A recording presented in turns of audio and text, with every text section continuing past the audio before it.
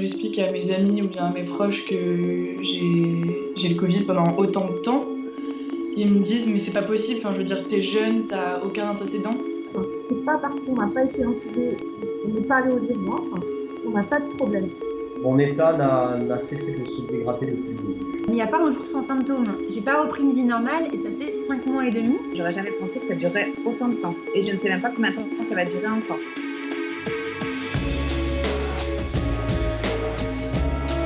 Au départ, ça faisait un petit peu comme une grippe, du coup, je me suis pas vraiment inquiétée. Et puis après, c'est revenu et là, c'était plus fort. Les symptômes qui persistent, ils sont de plusieurs ordres. La tachycardie, une dysautonomie, des acouphènes, surtout à gauche, des problèmes pour digérer, des problèmes cognitifs.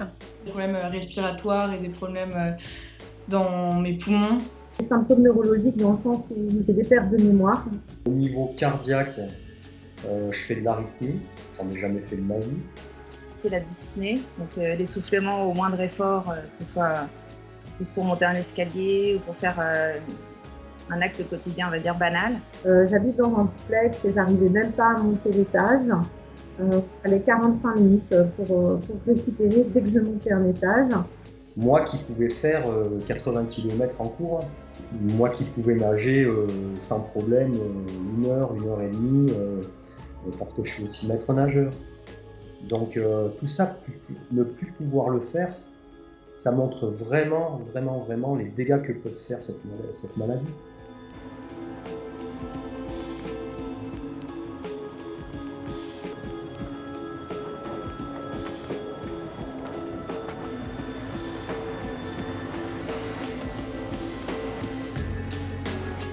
On manque quand même cruellement de réelle prise en charge. Et en plus, on développe des problèmes au niveau de différents organes. Donc ça veut dire qu'il faut voir consulter différents services. J'ai vu neurologue, pneumologue, cardiologue, etc. C'est extrêmement fatigant, il n'y a aucune coordination par rapport à ça. Que chaque spécialiste se renvoie la balle et me dit clairement, on m'a pas appris à l'école, j'arrive pas à lier vos symptômes à une maladie, je ne comprends pas ce qui se passe. Quand on ne connaît pas cette maladie, le plus simple a été de donner des anxiolytiques et des antidépresseurs, à dire que c'est dans votre tête. Ils ont du mal à penser que c'est quelque chose de réel. À chaque fois, les gens me disent mais c'est pas grave, t'es jeune, enfin, t'as juste à bien dormir et puis après ça va aller mieux, mais en fait c'est pas le cas.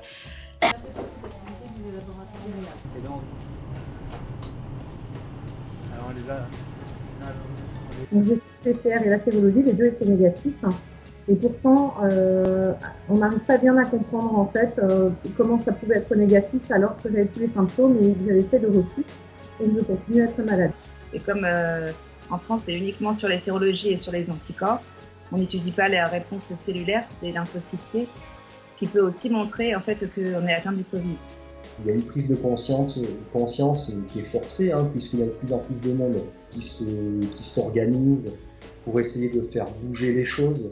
On attend vraiment qu'il y ait des actions, c'est-à-dire qu'on reconnaisse sur les symptômes cliniques de Covid-19.